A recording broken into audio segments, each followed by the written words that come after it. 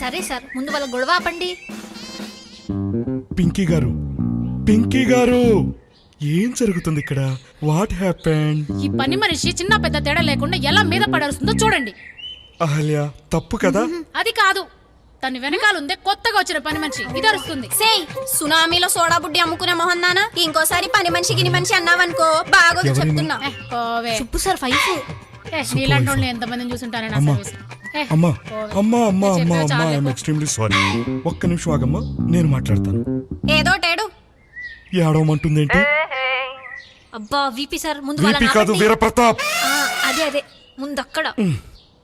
పింకీ గారు, you are mistaken. ఆ అమ్మాయి కొత్తగా వచ్చిన పని మనిషి కాదు, కొత్తగా విల్లాలో వచ్చిన మనిషి.